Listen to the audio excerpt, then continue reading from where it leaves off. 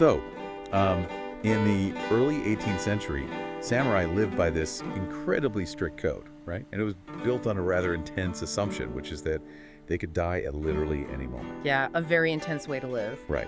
But fast forward 300 years to today, and engineers are using that exact same warrior philosophy to build algorithms that track, like, how fast your grandmother walks. It sounds completely made up, I know. It really does. Yeah. But welcome to today's deep dive, because we are bridging a massive and just incredibly unexpected gap for you today. We're taking a stack of notes, research, and technical specs that connect a 300-year-old Japanese text called the Hagakure to the absolute cutting edge of aging technology. Specifically, this platform called FinchQ. Exactly, yeah. And our mission for this deep dive is to figure out how adopting a samurai's discipline, this concept of readiness, can completely upend and reframe how we approach the reality of getting older. So, okay, let's unpack this. Because merging a feudal martial arts philosophy with biometric data tracking, I mean, it sounds almost absurd on the surface. It does, yeah. It sounds like a clash of two completely different worlds. But when you strip away the historical context, like the armor and the swords, and you look at the underlying psychology, it's actually a brilliant pairing. How so? Like, what's the connection? Well, we are essentially taking the samurai's framework for navigating a world of constant physical threat, and we're applying it to the one universal physical threat we all eventually face, which is our own biological decline. Wow, okay. Yeah, that makes a lot of sense. So to even begin understanding the technology side with FinchQ, we really have to grasp the mindset driving it first. Right. The philosophy has to come first. So we're looking at this early 18th century text, the Hagakure, and it's heavily associated with a samurai named Yamamoto Tsunetomo. And the title itself, it translates to hidden by the leaves or in the shadow of leaves. Which is a very poetic title for what is essentially a survival manual. Totally. And the core of it, it's this exploration of how a person lives when they fully, deeply accept that their life is fragile, that it's uncertain. And what's fascinating here is how Tsunetomo frames that uncertainty. Because, you know, in modern society, we tend to view uncertainty as just a massive source of anxiety. Oh, absolutely. We hate it. Right. We want guarantees. We want the doctor's x-ray to show a clean break so we can just fix it, put a cast on it, and move on. Right. Just give me the timeline for when I'll be back to normal. Exactly. But the Hagakure argues that seeking that kind of certainty is a fool's errand. The samurai didn't just casually accept that danger existed. They literally meditated on it daily. Which sounds kind of depressing, honestly. It sounds morbid to us. Yeah. But it wasn't about being morbid. It was about stripping away the illusion of safety so you could focus entirely on your preparation. Okay, I want to try and translate this into everyday terms for you listening, because, you know, I don't walk around carrying a katana. Probably for the best. Yeah, definitely for the best. But it feels somewhat akin to the logic of carrying an umbrella when the sky is gray. Like, if you pack the umbrella, you aren't living in terror of the rain, right? You're just physically and mentally equipped for it. If the storm breaks, you open the umbrella. If it doesn't, you just enjoyed a nice walk. The preparation actually frees you from the anxiety of getting caught in the downpour. That's a great way to look at it. And let's push that analogy just a bit further, because the samurai ideal wasn't just, you know, remembering to grab the umbrella on your way out the door when it looks cloudy. Right, it's deeper than that. Yeah, it was the daily rigorous practice of knowing exactly how the umbrella works, making sure the mechanism isn't rusted, and being completely at peace with the fact that it is going to rain eventually. So it's not a reaction, it's a state of being. Exactly. The preparation is a daily physical and moral standard of living. You live prepared before the moment of testing ever even arrives. And if we take that concept, that radical acceptance, and apply it to aging, it immediately highlights this massive friction point in how our culture operates today. Oh, massive friction. Because we are just bombarded with this aggressive anti-aging narrative, right? Like, you turn on the TV and we are told to fight aging, battle father time, use these anti-aging serums. Like the aging is a disease you have to cure. Exactly. We treat the natural progression of the human body like a hostile invading army that we have to defeat. Or, on the flip side, we just bury our heads in the sand, ignore the creeping joint pain, and pretend everything is fine until something breaks. And both of those modern approaches, the endless battle and the willful ignorance, they are fundamentally exhausting, and ultimately, they fail. Because you can't win. You can't. Aging is an erosion of certainty. Physiologically, we are talking about a gradual decline in what geriatricians call functional reserve. Okay, wait, let's define that for a second. Functional reserve, what does that actually mean? So it's basically your body's backup tank. Okay. When you are 20, your heart, your nervous system, your muscles, they all have this massive buffer to handle stress. You can trip on the sidewalk, catch yourself awkwardly, and be totally fine the next day. Right, you just brush it off. Yeah. But as we age, that buffer shrinks. The biomechanical markers of frailty begin to shift. Your grip strength diminishes, your heart rate variability changes, your reaction time slows by just a few milliseconds. And if you treat that loss of reserve as a war, you have to win, you're just going to be miserable. Exactly. But if you ignore it, you will eventually suffer a catastrophic failure, like a fall that fractures a hip. Right, which changes everything. So what does this all mean for how we actually approach getting older without being terrified? Yeah. Because the Hagakure provides a third path, right? It does. It's not a battle, and it's not denial. It's presence. Presence. Yeah, it's about being awake to your own physical fragility, not to wallow in it, but to sharpen how you live right now, today, in a much gentler, more practical way. Which brings us to the actual rules of engagement. Because since the samurai had a strict code of conduct for maintaining their readiness, it's natural to wonder how that translates into a specific code for healthy aging. And it does translate. It translates into a series of highly proactive daily choices. The overarching theme is taking action before a deficit becomes a disaster. Okay, let's break down the rules of this new aging code from the sources. The first directive is, do not wait until after the fall to care about balance. Do not wait until walking becomes frightening to pay attention to gait.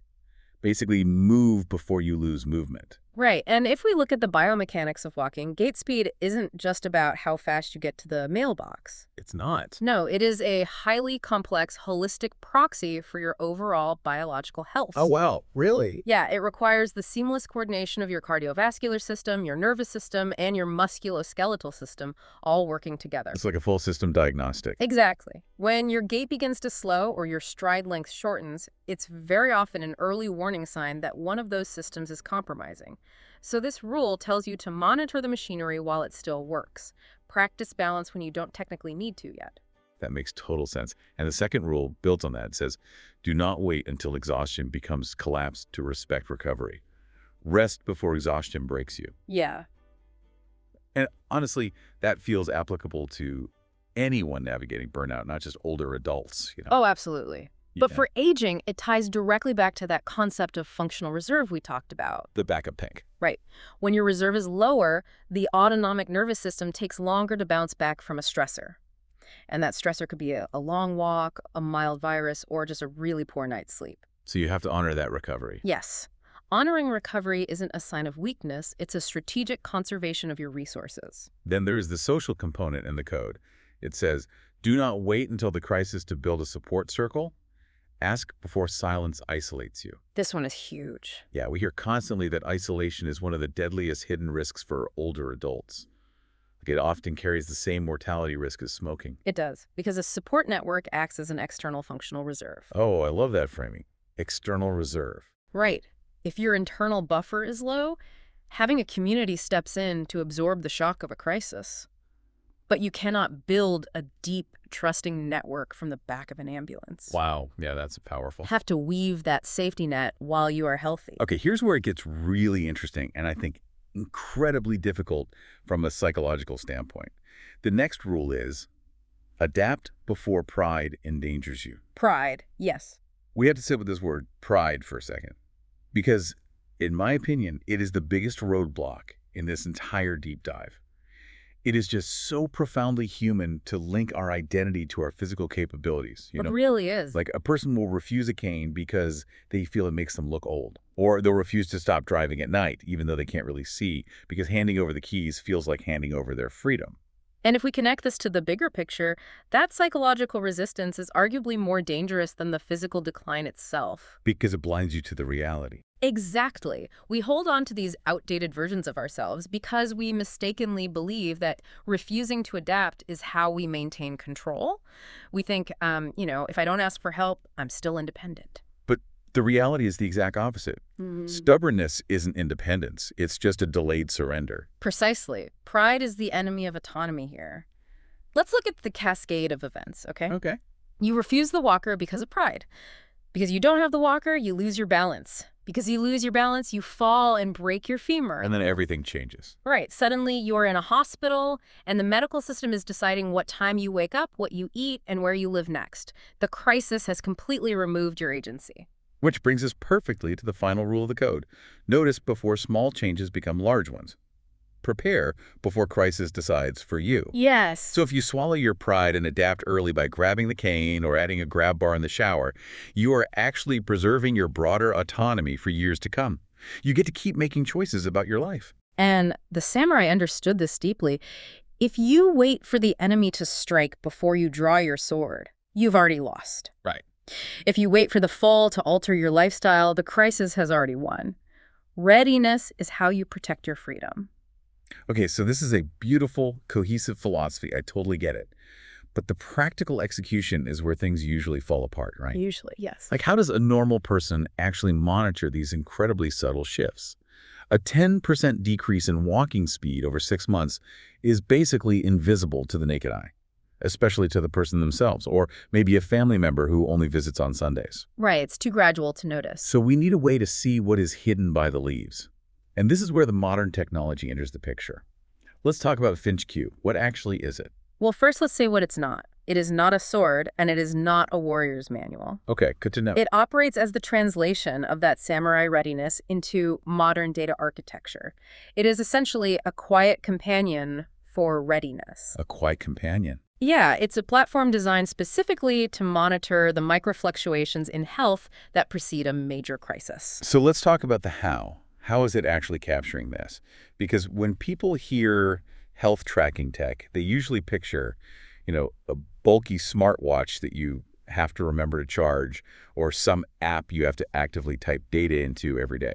And that's the flaw with a lot of consumer wearables, honestly. They require active participation, which introduces user error and fatigue. Right, you just forget to wear it. Exactly. But FinchQ utilizes ambient and passive tracking. So depending on the specific deployment, it leverages the sensors already embedded in modern devices, things like accelerometers, gyroscopes, heart rate monitors, to gather contextual data completely in the background. So it's just quietly working. Right. And it isn't just looking at a single data point, it's looking at the relationship between different behaviors. Give me an example of what that relationship looks like in the actual data. Okay. Consider balanced confidence. If an older adult starts feeling unsteady, they might not consciously realize it, right?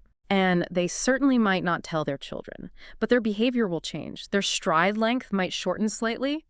The time it takes them to transition from sitting to standing will increase by just a fraction of a second. Oh, wow. Yeah. Their overall daily activity radius might shrink because they're subconsciously avoiding uneven terrain. That is so subtle. It is. But FinchQ's algorithms are designed to aggregate these passive signals, so the gait speed, heart recovery times, shifts in activity patterns, and identify the trend before it results in a fall. It's essentially a check engine light for your biological machinery. That's a perfect way to put it. Like a car's computer tracks microfluctuations in oxygen sensors and fuel injectors, so you can replace a $50 part before the entire transmission blows up on the highway, right? Exactly. So FinchQ is spotting the physical stutter, so you can do a few weeks of targeted physical therapy rather than undergoing hip surgery. That is the exact mechanism. It makes the invisible visible. It takes the subjective, sort of murky waters of getting older and brings objective clarity to them. All right, I need to push back hard here for a second. Okay, go for it. I'm asking this on behalf of anyone listening who has ever spiraled after looking at WebMD. Oh, no. Because we are talking about turning a human being into a walking dashboard of their own decline. I see where you're going. If I am constantly aware of every single fluctuation, like my gait is 2% slower today, or my heart took a minute longer to recover after the stairs, how does that not create massive, paralyzing anxiety? It's a valid concern. Doesn't this hypervigilance turn aging into the exact battle we just said we were trying to avoid? I mean, I don't want a check engine light flashing in my face every single morning telling me my body is failing. And that is the defining challenge of all health technology. If it's poorly designed, it absolutely creates hypochondriacs. Right. But we have to distinguish between vigilance and readiness. The Hagakure teaches readiness. Okay, what's the difference? Vigilance is a state of constant stressful surveillance. It's driven by fear. Readiness is a state of calm awareness, driven by actionable data. The goal of FinchQ isn't fear, and it's not to blast you with raw, unfiltered alerts every time your heart rate spikes. So how does it filter out the noise so I don't panic? It's all in the way the data is structured and presented. The algorithms aren't looking for daily anomalies. They're looking for sustained deviations from your personal baseline. Okay, so a trend. Right. If you sleep poorly one night and you walk a little slower the next day, that's just noise. If your median walking speed drops consistently over a 4-week period, that's a signal. I see. So the platform is designed to prompt gentle adaptation, not daily panic. It doesn't say you are failing. It says, we've noticed a trend that suggests a small adjustment in your routine could be beneficial. Wow, okay. So it's removing the emotional guesswork. Mm-hmm. Because when you rely solely on your own perception, you constantly second-guess yourself, right? You think, am I actually getting weaker, or am I just tired today? And that ambiguity creates anxiety. By providing an objective baseline, you actually remove the fear of the unknown. You return to the umbrella analogy. Knowing the forecast with high accuracy doesn't make you afraid of the sky. Right. It allows you to confidently pack the umbrella and then completely relax and enjoy your day.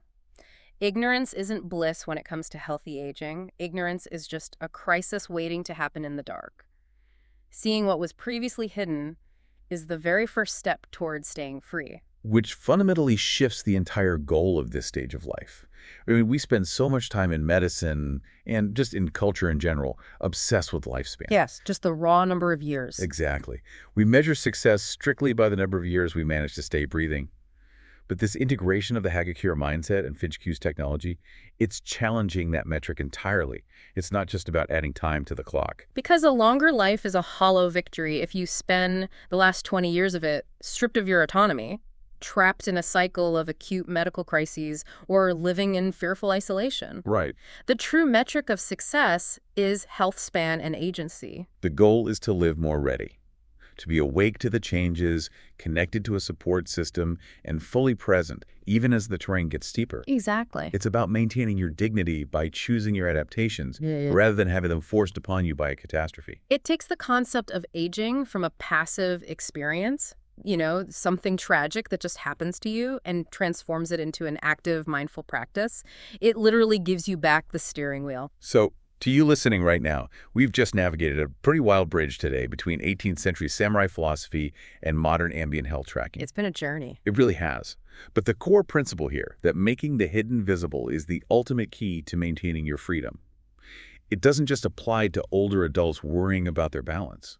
It applies to every single one of us, right now, regardless of what stage of life we are in. The idea of the hidden leaves is a universal human problem. We all have things we are ignoring because we just don't want to face the reality of the data. So here's the final question I want you to mull over as you go about the rest of your day. What invisible signals in your own life are currently hidden by the leaves? Are there early signs of digital burnout that you're ignoring because your pride tells you that you should be able to handle the workload? Or maybe there are shifting sleep patterns or rising baseline stress levels that you are just pushing through, hoping they will magically resolve themselves. Exactly. Whatever those hidden signals are, how can you start tracking them today? How can you implement your own version of a check engine light so that you can make a small, gentle adaptation now before a massive crisis decides your path for you? It's all about readiness. Take a little bit of that samurai mindset into your week. Don't hide from the uncertainty. Stay ready. Stay aware. And we will catch you on the next deep dive.